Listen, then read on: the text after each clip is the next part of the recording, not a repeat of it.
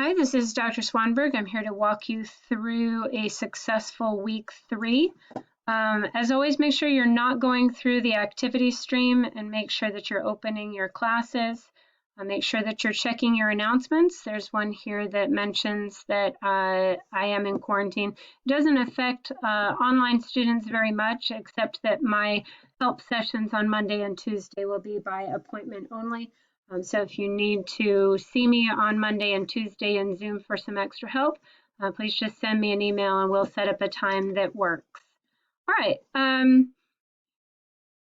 We are working on our second set of poems. So in the course readings, you'll see that after Dolor, you have 10 new poems that should appear. You have The Poor, Out Out, Saturday's Child, Incident, One Art, Riot, Harlem, Elegy to Jane, and Diving into the Wreck. So please make sure that you read those poems. And then we are in week 3 here. Now, week 3 looks like it has a lot, but some of these are just very quick things to go through. The readings just remind you to read those second set of poems. There is a video here helping you understand the poems in set 2, so make sure you watch that video, especially if you're struggling to understand the poems at all. There's a quick video on how to check your grades and feedback. I know how to see your grades, but I'd like you to be able to see your feedback. And those are the explanations that I put in that tell you where your grades come from. There's a video on academic integrity and some videos on how to use quotes in general, in case we need to review our 101 skills from a while ago, or in case your 101 instructor taught it differently than I would expect it to be. So make sure you watch that video. There's also a video on using quotes in particular. And then so you have several videos to watch. Some of them are longer, some of them are shorter, but make sure you start your week by watching those videos and taking some notes. We do have a sample essay, and this is going to preview for you what your poetry analysis is going to look like if it's a successful student essay. You're going to have a handout on the basics of using quotes. That handout goes with that using quotes tutorial. So if you want to print this out and then watch the tutorial, that might be a great idea. And then you have an essay jobs checklist that just is there to remind you the jobs of a thesis and concluding paragraph in particular, in case it's been a minute since you did those, or again, in case you had an instructor who expects it to be a little different than what I would expect it to be.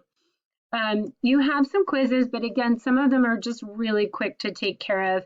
This quiz is just a screenshot of your feedback on the diagnostic essay, not the grade, but the feedback. So watch that video on how to get your feedback, take a quick screenshot, and upload it here, and that's the whole quiz. You have a quiz on plagiarism.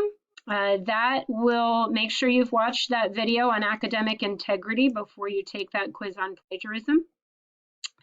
And then you have a video on quoting poetry, which will be based on the using quote basics and the quoting poetry video. So make sure that you watch those instructional videos and look at the handouts carefully before you take that quiz.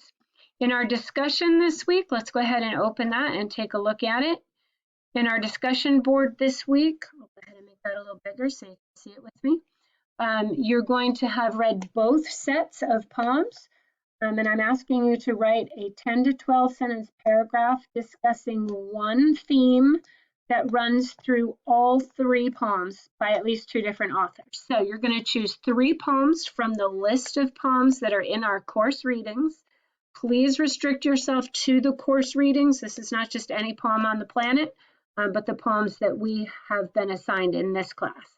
And once again, those are found in the course readings here in Blackboard. You are choosing one theme. And remember, a theme is an idea that runs through several poems, like the theme of racism appears in several of our poems.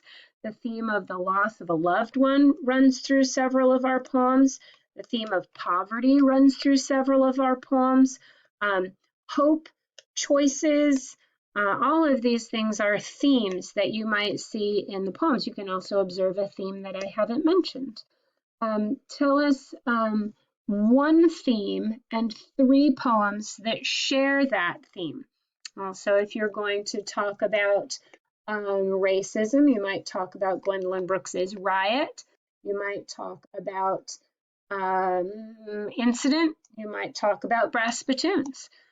You would not want to talk about The Fish or A Ball is for Throwing because those are not about that theme. All right? Okay.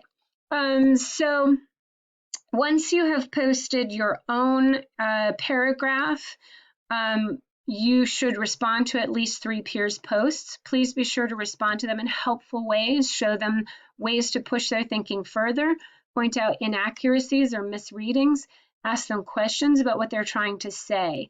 Again, especially when we're trying to articulate this question about what the authors are trying to do with this theme, we're trying to get to a thesis about it, something that's arguable. So if we're stuck on theme and we haven't quite gotten to thesis yet, maybe try suggesting what you think they are trying to do with this theme. So once you've said, yes, they're observing that racism is terrible, maybe suggest an arguable thesis. Like, I noticed they all make it seem as though racism hurts the person who's being racist as much as it hurts the victim of racism, which is arguable, right? Somebody might say, no, that's not true. And you say, well, yes, it is. And then you use the poems to try to prove that. So that's what we're aiming for ultimately. Right now, we're just trying to get our theme put together and maybe try to figure out why they're addressing that theme and what they're trying to do with that theme. Okay, so that's what we're exploring in the poetry discussion this week. You do have an extra help session for creating this close reading draft. What this is doing is asking you to choose one of the poems that you're planning to work with in this project, because that's what we're doing, is starting our essay project, and tell me about it.